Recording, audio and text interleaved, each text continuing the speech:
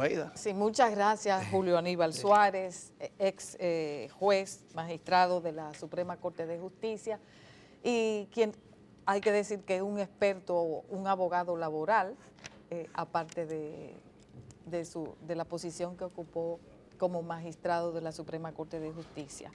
Lo invitamos aquí a propósito del proceso que estamos viviendo para seleccionar nuevos jueces en la Suprema Corte de Justicia. Así que bienvenido y vamos a ver cuál es la valoración de Julio Aníbal Suárez sobre este proceso. Sí, ¿que ya comenzó? Sí, buenos días y muchas gracias por invitarme y siempre tenerme presente para enfocar asuntos que son del interés de la ciudadanía, porque se cree que el problema de la justicia solamente corresponde a los abogados, pero la justicia es interés de todos y todos debemos participar de una manera o de otra en el mejor funcionamiento de la justicia. ¿Y qué usted espera de esta evaluación que se está haciendo de los jueces, de 12 de los 17 jueces de la Suprema Corte de Justicia? Mira, lo primero es que yo soy de lo que creo que nadie entrega su poder así de manera voluntaria. Y el actual gobierno, no sé si podría hablarse del partido en el poder, cómo anda la cosa en ese partido, pero por lo menos el gobierno tiene un poder de decisión, en la toma de decisiones, que le permite nombrar a la Suprema Corte de Justicia que él quiera. La representación que hay a nivel de los sectores no oficiales es muy mínima, que se puede decir que está a nivel simplemente de denuncia o de tomar observaciones para que en un reglamento se establezcan formalidades, que sea pública, que no sea pública, ese detalle, pero no en cuanto al momento de tomar decisión. Es tan así que muchas de las posiciones que tuvieron no pasaron, no porque haya argumentación en contra suficiente, sino porque hay una mayoría mecánica de 6 contra 2, se podría decir. Entonces, no podemos nosotros pensar que se van a designar jueces que sean totalmente independientes, o por lo menos podrían ser jueces independientes, pero con cierto nivel de compromiso. Y de seguro que ya se ha estado haciendo conversaciones. Lo que dice la ley, dando conversaciones. Lo que dice la ley es que los jueces de la Suprema son evaluados por el Consejo de la Magistratura. Esa evaluación, porque estamos hablando de 12 jueces, creo que solo uno ha dicho que no le interesa continuar ahí. Sí, Edgar Hernández. Pero los demás... Pero quedan 12, porque hay algunos que no corresponden, porque no tienen 7 años todavía. Sí, pero quedan 12. ¿Cómo se podría hacer una evaluación creíble y que no haya víctimas políticas dentro de ellos? Esa evaluación tiene una falla. La primera es que, de acuerdo a la ley de carrera judicial, los presidentes de las salas, de cada una de las salas de la Suprema Corte de Justicia, tienen que evaluar el trabajo de los jueces. Y no se hizo cuando yo era juez de la Suprema Corte de Justicia, no se estableció nunca esa evaluación, pero tampoco en este periodo se ha hecho la evaluación. Porque esa evaluación anual permite ir haciendo una acumulación y tener el presidente de la sala una definición, es decir, conciencia de cuál ha sido el trabajo de cada quien. Ahora no hay esa posibilidad, aunque cada presidente de sala sabe cuál ha sido el rendimiento de cada quien, y es posible. Cuando se habla de rendimiento, lo que estamos hablando es del número de sentencias. Desempeño, bueno, hay una serie de factores. Sí, tiene que ver mucho, la evaluación consiste en determinar los proyectos que ha hecho cada juez, en qué tiempo ha hecho un proyecto, porque cuando hay un expediente se le asigna a un juez que es el juez proyectista. Necesariamente esa sentencia no ese proyecto no es el resultado final que sale ya. Pero es el que sirve para discutir el resultado final. Pero se toma en cuenta el proyecto que realiza, el proceso que hay para la discusión de ese proyecto y cómo se mantiene el criterio o de manera fundamental el proyecto original. Porque muchas veces un juez hace un proyecto, pero el Pleno decide mayoritariamente una posición distinta. También si ha habido recusación, cuáles han sido aceptados de medida. Incluso se habla en la evaluación de la actividad académica que tenga el juez, la producción de libros, conferencias y demás. Eso no creo que sean esos controles de la Suprema Corte de Justicia. Por eso en el reglamento ahora, que todavía es un proyecto, se dispone que cada 31 de enero el juez presidente de cada sala enviará al Consejo Nacional de la Magistratura la evaluación del año anterior para obligar al juez presidente, porque no... Pero eso es para futuras renovaciones. Claro, porque ya para ahora no, ya para ahora no se han hecho. Sí, ¿y qué usted espera ahora? Pero yéndonos al pasado, ¿por qué nunca se hizo, nunca se cumplió la ley y nunca se evaluaron los jueces, internamente hablando? Porque aquí la mayoría de las leyes no se cumplen y no hay un ente, incluyendo la misma justicia. Inclusive la misma Suprema Corte de Justicia.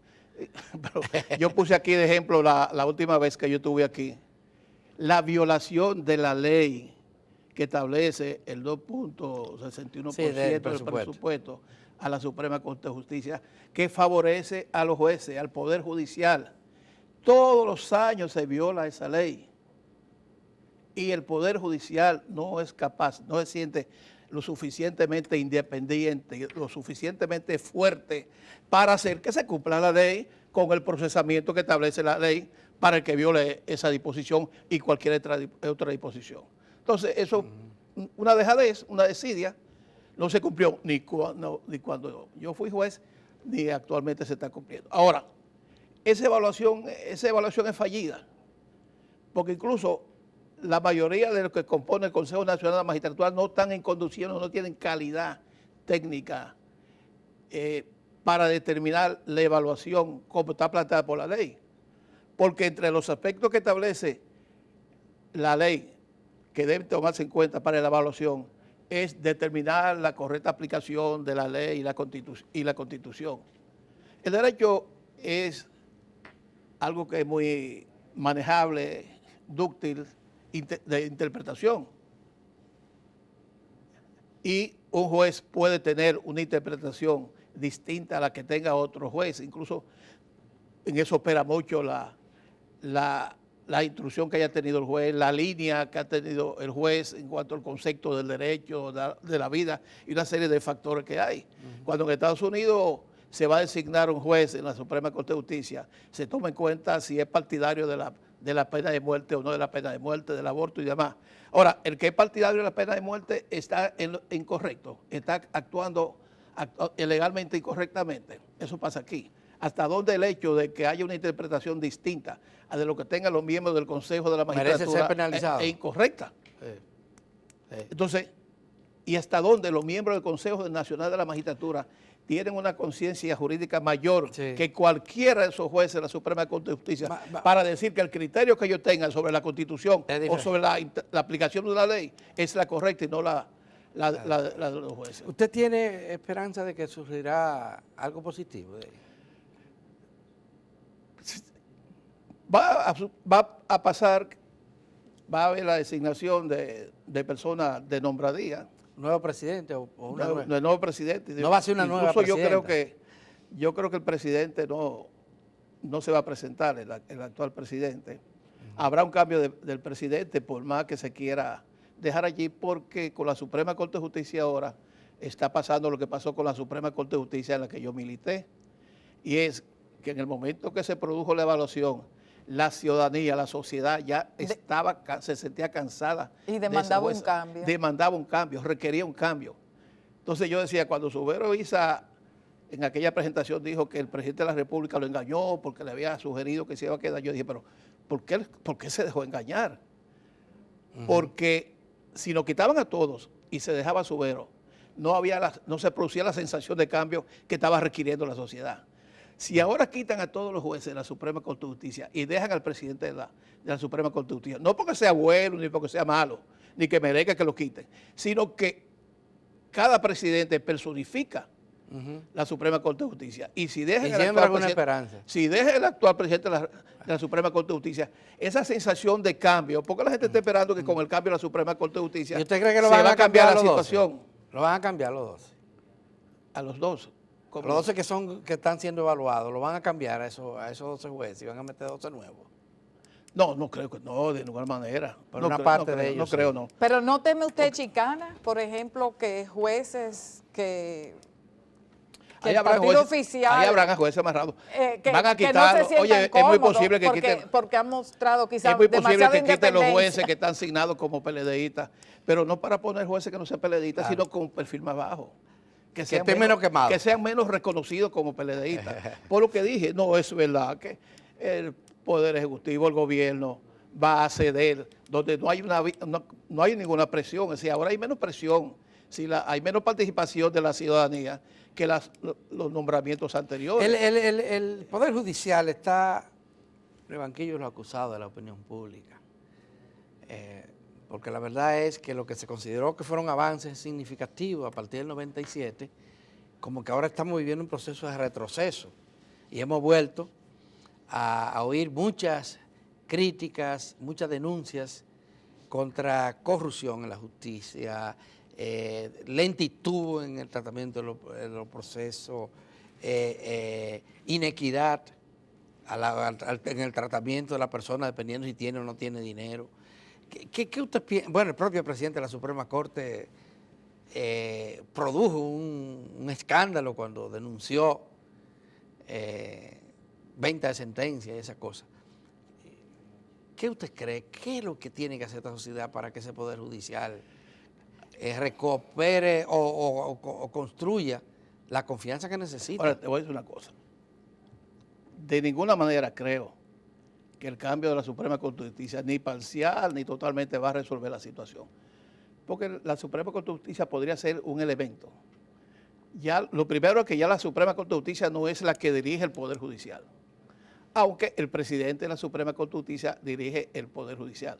En la época en que Jorge Subero era presidente de la Suprema Corte de Justicia, la Suprema Corte de Justicia tenía todas las facultades que tenían que ver con el Poder Judicial, el nombramiento de un secretario, de un consejero, y una serie de todo el andamiaje administrativo lo tenía la Suprema Corte de Justicia. Ahora la Suprema Corte de Justicia no tiene nada de esas facultades. Es un órgano esencialmente jurisdiccional que tiene que ver con la solución de los asuntos y conocimiento de recusación, inhibiciones de jueces y demás. Ya no tiene la facultad que tiene. Ahora, hay una serie de fallas que son las que determinan el problema de la justicia. El primero es la falta de credibilidad. La falta de credibilidad que viene siendo acumulada de hace tiempo. Y un temor que yace en la mayoría de los jueces, incluido la Suprema Corte de Justicia, a los otros poderes del Estado. Siempre que los jueces están sujetos a un tiempo para mantenerse en sus funciones, o que depende su nombramiento de un órgano extraño, externo al Poder Judicial, siempre habrá una limitación de la independencia del Poder Judicial. Aquí hay problemas de independencia del Poder Judicial, aquí hay problemas de seguridad. Los jueces no se sienten seguros. No se sienten seguros porque ya no solo hay el problema de la falta de independencia con los otros poderes del Estado, de quienes depende la asignación del presupuesto y la propia designación de los jueces. Porque cuando estamos hablando de la composición del Consejo Nacional de la Magistratura, donde hay 4 con una alineación determinada y 1 con un voto decisorio en caso de empate. Un voto doble. No se puede pensar que vaya a haber una decisión que esté contraria a ese que tiene ese voto decisorio. Entonces hay una dependencia y hay un temor. Pero además, si se quiere, se puede decir que hay cierta dependencia dentro del mismo Poder Judicial. Porque la Suprema Corte de Justicia, que tiene facultades para los traslados de los jueces, ha estado utilizando esa facultad para producir traslados de jueces en contra de la voluntad de los jueces. De acuerdo a la ley de carrera judicial, los jueces no pueden ser movidos, trasladados, ni siquiera ascendidos, sin el consentimiento del juez. Y eso se está dando muy a menudo. Se da con mucha frecuencia, incluso de una manera tal que ha afectado mucho la efectividad de la justicia y el funcionamiento de la justicia. Porque cuando usted tiene una jueza, como sucedió en una ocasión, con especialidad en el derecho penal, 17 años manejando los asuntos penales, y usted la traslada a conocer asuntos laborales, usted crea un trastorno en la jurisdicción penal, porque la una juez eficiente, especializada, pero el mayor trastorno lo crea en la laboral, porque va a llevar a una persona que no tiene la especialidad del conocimiento. ¿Cuál fue la jueza? Recuérdenos, ¿cuál fue la jueza lesionada de esa manera? Sí, Rosana, no recuerdo bien el nombre ahora, sé que tuvo hasta problemas, porque ella hizo una reclamación y tuvo problemas. Maestro, pero ¿quién ahora mismo dirige los jueces? ¿O los supervisa? No, ahí en la Suprema, en el Poder Judicial hay departamentos de inspectoría, y departamentos de inspectoría y que dependen de la Suprema. Se le deben hacer la auditoría del Poder Judicial. Sí, pero el Poder Todo Judicial. Eso vaya del Poder Judicial, el Consejo del Poder, aunque haya un Consejo del Poder Judicial. Como que, recuerde lo que pasa es que los consejos del Poder siempre han estado dirigidos o siguen la orientación del presidente de la Suprema, del Consejo del Poder Judicial, que es el mismo presidente de la Suprema Corte de Justicia. Entonces, ellos tienen todas esas facultades. Ahora, los jueces son muy temorosos. Yo conozco casos de jueces que no se resistían a un traslado, pero no fueron capaces de reclamar y protestar para evitar mayores represalias. Exacto. Sí, ¿qué usted sugiere para garantizar la verdadera independencia? Lo que usted estaba diciendo, que los jueces tienen miedo de ser trasladados, de ser... Lo primero es que hay que tener cuidado con la interpretación que se le da al artículo 181 de la Constitución de la República. El artículo 181 de la Constitución de la República plantea que los jueces serán susceptibles, estarán sujetos a una evaluación a los 7 años después de su nombramiento. Y que si el Consejo Nacional de la Magistratura considerara que merece su separación, tiene que dar los motivos de acuerdo a la Constitución y la ley. ¿Qué significa eso? Que los jueces no son designados por 7 años como se está interpretando. No. Es que se le evalúe en ese periodo. Se evalúe. Sí. Los jueces de la Suprema Corte de Justicia no tienen un término de funciones. Los jueces a los 7 años, y es natural que a los 7 años, un periodo determinado, se haga una evaluación para determinar las condiciones físicas del juez, psicológicas del juez, porque un juez podría tener todos los conocimientos, pero no estar en actitud de elaborar o haber acumulado una serie de errores. Pero además, un juez podría prevalerse de la inamovilidad y ser el juez que actúa con desgano, que no se preocupa en el entendido de que nunca va a perder su función. Por eso se justifica la evaluación. Pero obsérvese que la Constitución y la misma ley del Consejo Nacional de la Magistratura señalan que si se considerara, no dice que si se considera que deben quedárselo, si se considerara que debe ser separado, se deben dar las motivaciones del lugar. Cuando yo fui separado, yo inicié una acción alegando de que no se me señaló una causa. ¿O no prosperó? No. Bueno, el Tribunal Constitucional lo declaró inadmisible, con una decisión que no vamos a entrar en el detalle ahora, y yo procedí a llevarlo ante la Comisión Interamericana de Derechos Humanos, que todavía ni siquiera lo ha visto, hace 7 años. Pero lo que quiero plantear es que los jueces no son designados por 7 años. Entonces se está dando la sensación de que estos jueces llegaron a su fin.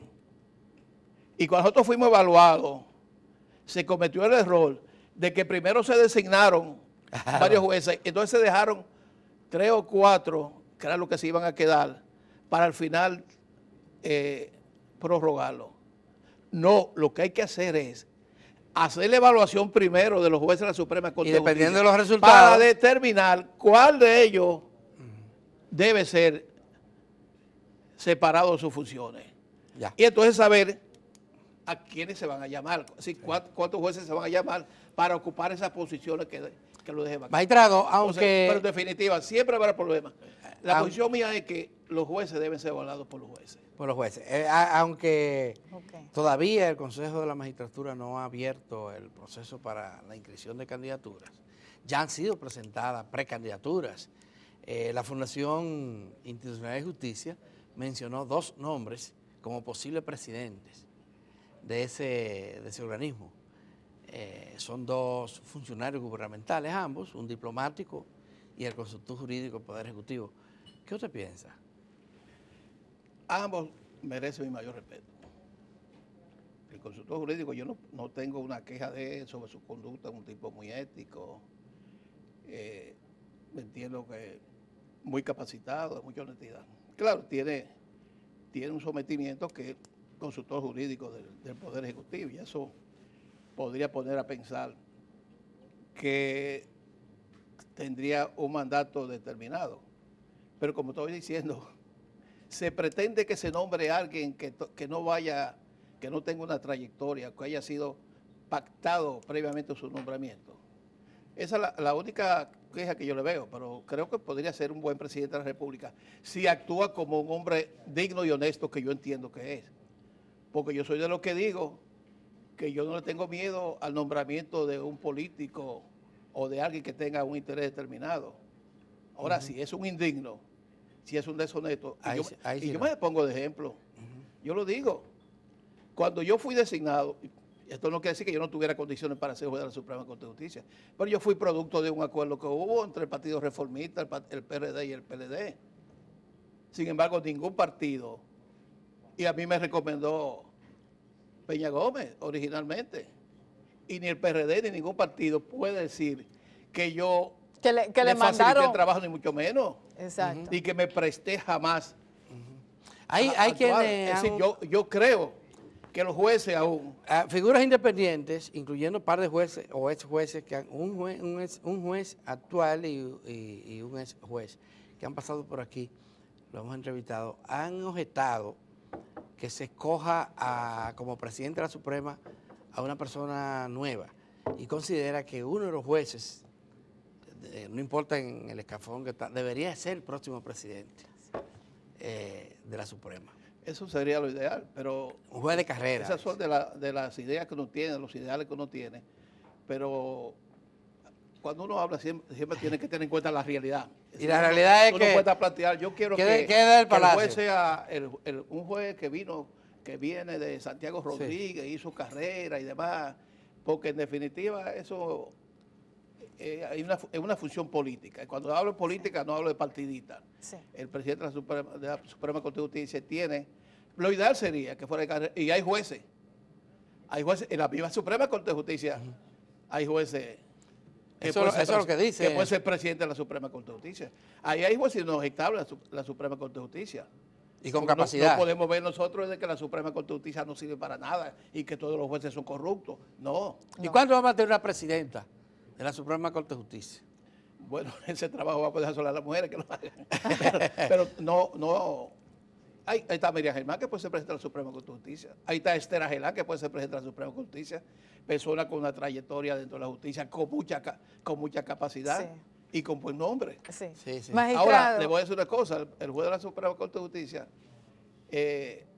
ahora tiene más trabajo jurisdiccional, es decir, pero normalmente el juez de la Suprema Corte de Justicia es el que menos participa en los asuntos de la justicia, en las soluciones jurisdiccionales de la Suprema Corte de Justicia. Se nos acaba el tiempo, pero antes de irnos, antes de que usted se vaya, ¿qué le parece la propuesta que ha hecho el imputado en el caso de Brecht, Ángel Rondón? Él ha hecho una propuesta al Ministerio Público. Muy acomodaticia. Claro. Pero no creo, muy acomodaticia porque él dice que no me toque mi dinero. Pero yo creo que el Ministerio Público no debe dar el silencio de respuesta, porque sería de mucho interés, porque un elemento clave en ese expediente Rondón, porque se dice que Rondón fue el que distribuyó los sobornos. Y si se podría, aquí sí procedería el uso del criterio de oportunidad. Pero es que él niega que haya sobornado. Él niega que haya recibido dinero por soborno. Y mamá está diciendo que están metiendo gente. Oye, las personas que están colaborando en Estados Unidos, que han atacado incluso al presidente de Estados Unidos, originalmente negaron. Sí. Porque el imputado comienza negando que cometió los hechos, pero luego cuando ve que se le presenta la prueba, llega al acuerdo y entonces admite los hechos. Ahora están admitiendo los hechos. Cohen está admitiendo que... Bueno, van 5 condenados. Y originalmente... 5 de los asesores allá, de Trump. Magistrado, eso es allá. No, claro, pero aquí él podría haber estado negándose. Y si llega a un acuerdo, de seguro que si le reconocen el compromiso de él, de que le van a dejar su dinero, él admite. Entonces usted lo que favorece es que la Procuraduría llame a Rondón. Y que trate de negociar. No, espérate, vamos a negociar. ¿Cómo es la cosa? Vamos a dejarte algo. Porque a Quirino le dejaron una parte. En Estados Unidos cuando negociaron con Quirino, le dejaron una parte y siempre le dejan una parte. Pero el Ministerio Público, lo que pasa es que el Ministerio Público yo creo que no quiere... No quiere negociar con Rondón. No quiere tener una negociación. El Ministerio Público dice que son esos 7. Y la gente cree que hay más. Si Rondón viene y dice que fulano recibió el cheque tal y fulano, se va a caer la cara de vergüenza al Ministerio Público, porque iba a estar la prueba eficaz de que había algo más que se está ocultando en el expediente. Por eso yo creo que el Ministerio Público no le va a hacer caso. O sea, las cartas las tiene Rondón. O sea, Rondón podría decir públicamente quiénes son esos fulanos. Si alguien dice que tú me sobornaste, ¿quién es el primero que tiene constancia de eso? Si tú me sobornas, ¿tú? Sí, yo le di tal dinero en tal condiciones, o lo disfrazamos con una operación de tal manera. Ahí todo el mundo está negando todo, excepto uno que dijo sí recibí, pero no fue para mí. Y se lo están atribuyendo al partido. Y ese receta afuera. Ya sabemos de dónde sale la riqueza del PLD. Sí. Bueno, muchísimas gracias, magistrado, se nos ha terminado el tiempo. Y a ustedes, gracias también por sintonizarnos y no se vayan porque tenemos 2 interesantísimas entrevistas a continuación.